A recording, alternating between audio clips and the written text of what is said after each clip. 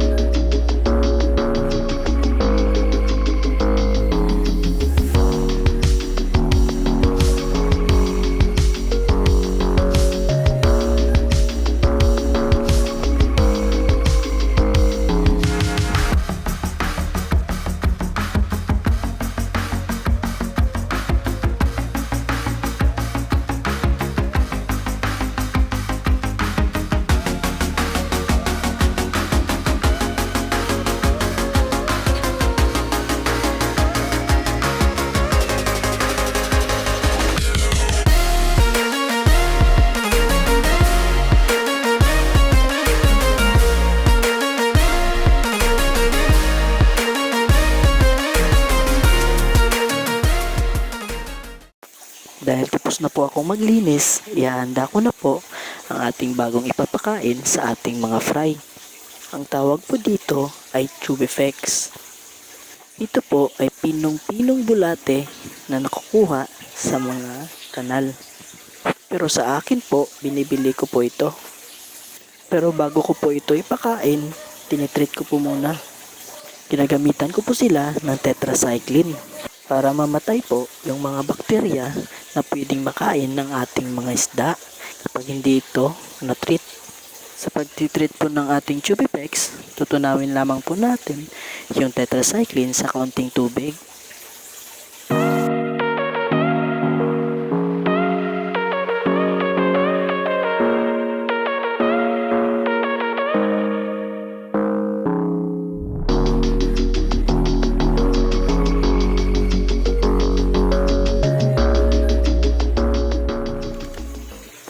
Ihalo po natin ito sa ating Tubifex.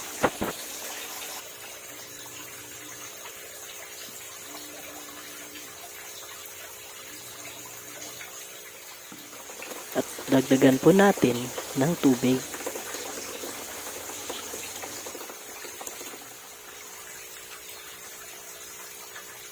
At ang huli po ay lalagyan po natin ito ng aerator.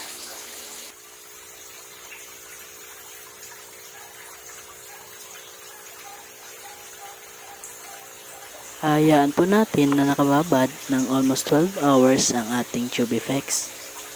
5 days old na po ang ating fry bukas. I-update ko na rin po kayo kung paano ko linisin ang ating tube effects after 12 hours. Yan lamang po at maraming salamat.